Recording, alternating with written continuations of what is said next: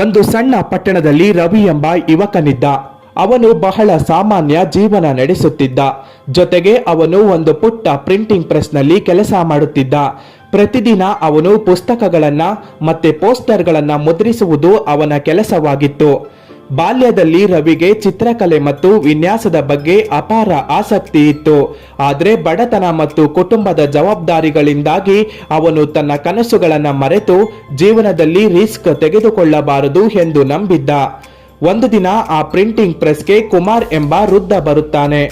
ಅವರು ರವಿ ಚಂದವಾಗಿ ವಿನ್ಯಾಸಗೊಳಿಸಿದ್ದ ಒಂದು ಸುಂದರವಾದ ಪೋಸ್ಟರ್ ಅನ್ನ ನೋಡಿ, ಇಷ್ಟೊಂದು ಪ್ರತಿಭೆ ಇದ್ದರೂ ಇದನ್ನ ಯಾಕೆ ಬಚ್ಚಿಟ್ಟಿದ್ದೀಯಾ ಎಂದು ಕೇಳುತ್ತಾರೆ.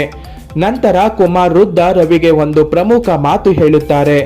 ಜನರು ಸೋಲುವುದು ಜೀವನದ ಕಷ್ಟದಿಂದಲ್ಲ, ಬದಲಾಗಿ ಅವರು ಸಣ್ಣದಾಗಿ ಯೋಚಿಸುವುದರಿಂದ. ಭಯ ಮತ್ತು ಮಿತಿಗಳಿಲ್ಲದಿದ್ದರೆ ನೀನು ಏನು ಮಾಡುತ್ತಿದ್ದೆ ಎಂದು ವೃದ್ಧ ರವಿಗೆ ಪ್ರಶ್ನೆ ಮಾಡುತ್ತಾರೆ.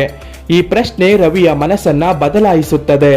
ಅವನು ತನ್ನ ಕೆಲಸವನ್ನ ಬಿಡದೆ ಪ್ರತಿದಿನ ಕೆಲಸ ಮುಗಿದ ನಂತರ 1 ಗಂಟೆ ಹೆಚ್ಚುವರಿಯಾಗಿ ಕೆಲಸ ಮಾಡಿ ತನ್ನ ಕೌಶಲ್ಯವನ್ನ ಬೆಳೆಸಿಕೊಳ್ಳುತ್ತಾನೆ ಮತ್ತು ತನ್ನ ವಿನ್ಯಾಸಗಳನ್ನ ಆನ್ಲೈನ್ನಲ್ಲಿ ಹಂಚಿಕೊಳ್ಳುತ್ತಾನೆ. ಕ್ರಮೇಣ ಜನರು ರವಿಯ ಕೆಲಸವನ್ನ ಮೆಚ್ಚುತ್ತಾರೆ.